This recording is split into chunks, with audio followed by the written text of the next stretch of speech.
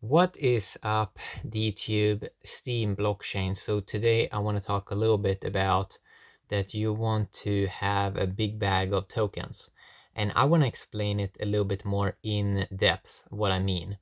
So when I mean big bag of tokens, I mean you want to be a whale in a network, in a token network. Because if you're a whale, and the way you know that you're a whale is if the price goes up 1%, you make a lot. If you need the price to go up like multiple X's, then you probably are not a whale. So you want to strive to become a whale in a crypto network, in a new token or something like that. So for example, these are rare opportunities where you get an opportunity to become a whale in something. There was an opportunity to become a Steam whale in 2016. If you miss that, it's pretty hard to become a whale 2 years later or something like that. And that's what we saw with Steamians that came in late. That come in later, I mean. Very hard to gather up a lot of tokens. So you want to find a network that's good, that's fair, that's honest, and has a good distribution of tokens, where tokens are going where they should be going. So one good opportunity here that seems to coming in 2020s is the Avalon blockchain when it launches 1st of July. A very good opportunity to be involved early and to become a whale. And the people that are in early in something get more rewards than people that get in later. Okay. So it's very cool, this ownership concept that, I mean, most people do not understand it so much because they never really been an owner in almost anything. Like most people probably don't barely own stocks, or, I mean, yeah, some people own houses, but usually older generations. But a lot of people haven't had experience of like stocks and owning and like be like really caring about some kind of thing or company or ecosystem. And like, sure, we have a lot of people working for companies, but they don't own shares in those companies. How these token networks works is you own like it's like you're owning shares when you're owning tokens in a system. So the DTC network that's launching this year, good opportunity to become a whale. Now, if we don't know what the price is going to do, but let's say the price went up like 30x. If you want to become a whale after a 30x pump, it's harder, of course. Way harder to, because the scarcity of tokens. So we already have a scarcity of tokens, but it's going to be even harder if it like pumps 30x in price or something like that. Like it gets exponentially harder to like become a whale in a network the longer time it has existed, because of scarcity and so on. So you really want to strive to become a whale in some kind of network. Doesn't have to be DTube, doesn't have to be Avalon blockchain. Maybe you found something else, but you want to almost be like involved early into something, follow it, and if you think it's a cool project, like do your own research, but like study a project for a year or two very carefully, and maybe be involved a little bit so you actually know what it is like deeply. Study maybe potential problems that can pop up, or you can study it from all these like different sides. So that's what I kind of do with token projects these days. Like I try to like use critical thinking to really consider, is this really a good idea, or actually maybe we don't even need this. So I was pretty naive 2018, 2019 with a lot of projects. I was like, oh, a white paper, okay, this is instant success. But now we see that that's not really how it works.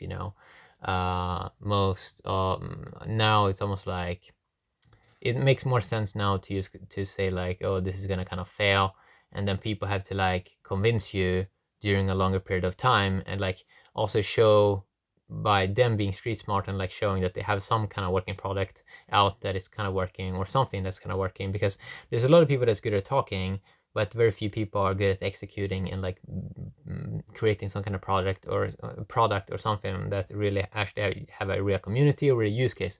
We can see a real community on YouTube that's going to use Avalon blockchain, and that's fascinating.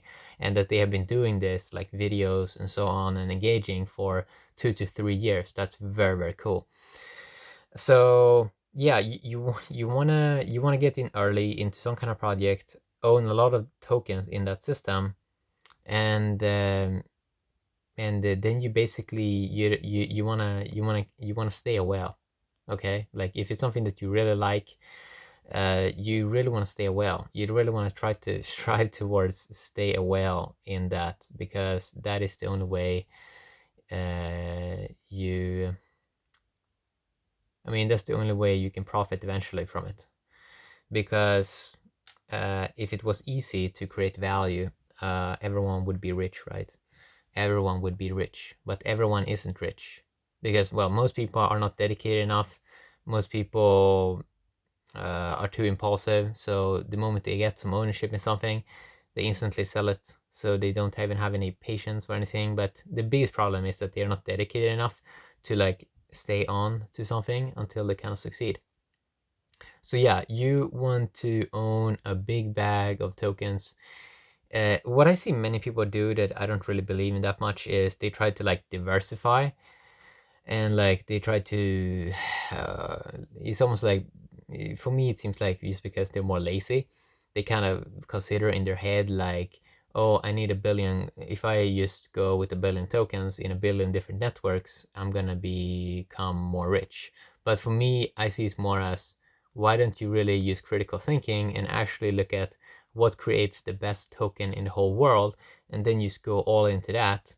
And if you really like study carefully about what can really make a token exponentially more amazing than other tokens, you're probably going to figure it out eventually what is going to be the winner coins that is basically going to take the whole market eventually. And like it's going to be these like weird niches that you didn't think that much about, but you're going to see these new tokens coming in to the top 100 coins that find some kind of niche that actually works.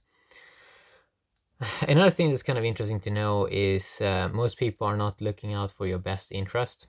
So, for example, crypto YouTubers that want you onto Bitcoin, many times they may not even own that big bag of a Bitcoin, because it's like they are earning from referral links and margin trading. So they are basically earning when people are like losing money.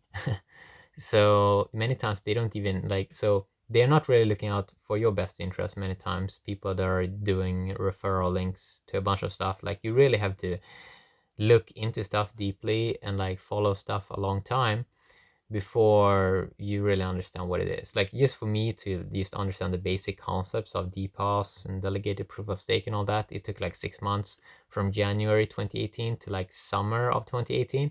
And I spent many hours per day to like trying to understand it and grasp those concepts. So it's like this takes a long time. It takes a long time to understand what is a dumb idea and what is a good idea, especially in this industry with like blockchains and tokens and all of this. So yeah, so that's what I want to talk a little bit about. That when you own a big bag of tokens in something, you can more cruise, and if you keep follow the project and like make some small adjustments sometimes, or make some maintain work a little bit, then you can make sure that something goes well. Because if you're a big whale in something and you only have to make the price go up 1% to make a lot of value, that is a way better position to be in than be in the position where you're late to some kind of network and you're like you're just playing the chase game, where you have to chase for years to just get like pennies. So I think more and more people are going to create their own tokens and experiment with that, their own blockchains, and all of that, and people are going to experiment, right? And if people are really competent, they probably should make their own token, and if they have a great idea, maybe they need a token for it.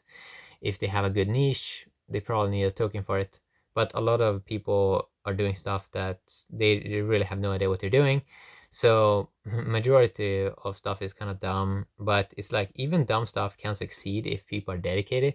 But the problem is these teams, many of these crypto teams, they're not even dedicated to finish what they started. So they kind of quit halfway, and it's like super lame, like super pathetic.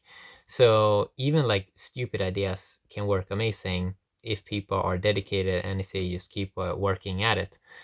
So maybe more projects, even if their idea is dumb, maybe they should just keep at it, you know, and not quit, because it's quite annoying to see how many projects like exit scam or leave, or even like content creators, they just straight up quit and they don't tell why. It's just weird, man. Like it's kind of annoying for everyone. So yeah, that's what I want to talk a little bit about. So yeah, you really want to own a big bag of tokens in some network. You want to become a whale early, and that's how you win, basically. Yeah. Have an awesome day, DTube and Steam blockchain. Bye bye.